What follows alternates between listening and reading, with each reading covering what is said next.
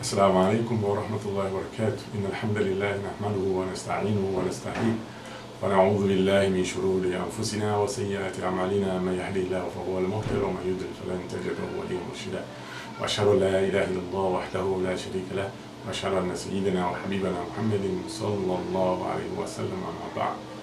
Na farko muna gode ma Allah kuma muna yin salati sira da almiti Allah ya tabbata kan annabi Muhammad sallallahu alaihi wasallam. Yau za mu yi fira kadan game da sahur da amfanin da ke cikin sahur. Manzo Allah sallallahu alaihi wasallam an samu hadisi wajen Anas bin Malik game da sahur, wai tasahharu fa inna fi sahur baraka.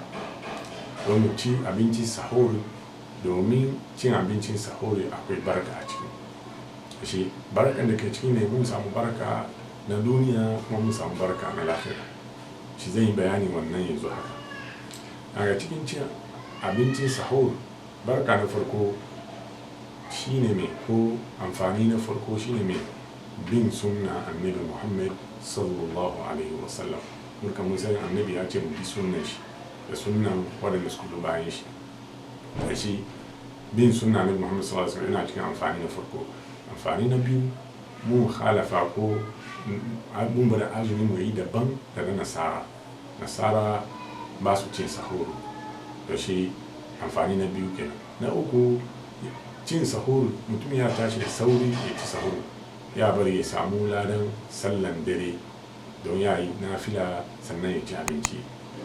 Mana amfani da ke bi kuma shine mutum ya ci sahuru, so da yawa yana ya samu sallan asbahi, don bayan cin sahuru bai jima a shiga sallan asbahi. Wannan amfani kuma ya samu. To bayan wannan akwai amfani guda kuma da mutum ke samu, shine mai rashin hushi.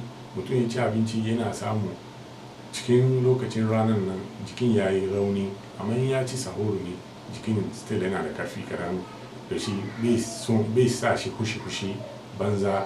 Don mutum yana jin yunwa ko wani abu kankan na shi kamar ya hushi, cin sahuru bai sa shi wannan. Allah ya samu dace. Sannan kuma cin sahuru ya bar jikin ya samu karfi, jikin ya samu karfi sosai, ya samu karfi yin ibada. Wace Allah ya samu dace. Kadan da muka fadi, Allah ya sa cikin mizanin mu na aikin kirki, kuma waɗanda zai yi aiki da shi mu kuma samu ladan wannan. Wassalamu alaikum wa rahmatullahi wa barakatuh.